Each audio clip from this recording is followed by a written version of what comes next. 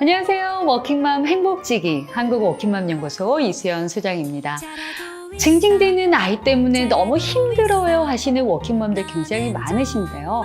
특히 이제 출근 전이나 퇴근 후처럼 정말 시간에 쫓기고 마음이 바쁠 때 아이가 자꾸 징징대고 치대면 굉장히 스트레스를 많이 받으시잖아요. 그러다 보면 어때요? 징징대지 마. 똑바로 얘기해. 너 좋게 이야기하라고 했지? 자꾸 이제 혼내게 되잖아요. 그러면 또 엄마 마음도 안 좋고 아이랑 또 갈등도 커질 수 있는데요. 무조건 혼내기 전에 도대체 이 아이가 왜 징징거릴까? 우리가 그 이유에 대해서 좀 생각을 해보면 좋을 것 같아요. 아이들이 이제 징징대는 이유를 보면 크게 이제 두 가지로 좀 생각해 볼 수 있는데요. 첫 번째로는 내가 원하는 게 있을 때 징징거렸더니 들어주더라. 그런 경험이 있는 아이들은 이 징징거림이 강화될 수 있거든요. 그래서 혹시 내 아이가 그런 건 아니지 한번 생각을 해보시고요.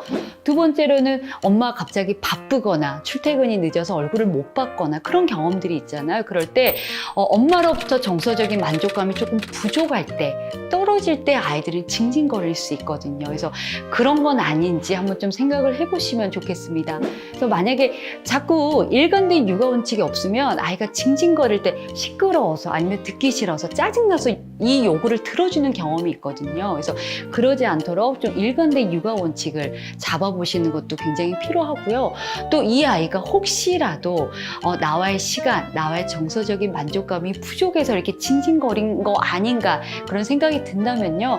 좀 하루 정도는 충분히 아이한테 좀 집중하는 시간, 아이한테 내 시간과 에너지와 사랑을 좀 주는 시간을 충분히 가져보시는 것도 굉장히 효과적일 것 같습니다. 만약에 이 아이가 징징거림이 좀 심해진다라고 하시면요. 저는 이 아이 이야기를 좀 들어보시는 것도 괜찮을 것 같아요.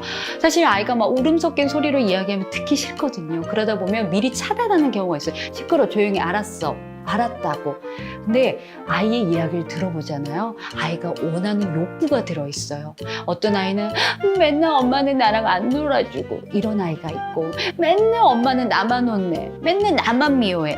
이런 아이들의 욕구, 바람이 들어있거든요. 그래서 좀 힘들더라도 아이의 요구를, 아이의 이야기를 한번 충분히 들어보시고 그 욕구를 충족시켜주기 위해 좀 노력을 하신다면, 그리고 우리 아이가 필요로 하는 이 사랑과 에너지를 좀 충분히 주신다면 우리 아이 징징거림은 훨씬 줄어들 거라는 생각이 듭니다. 그래서 아이를 한번 믿고 아이의 이야기를 들어주세요.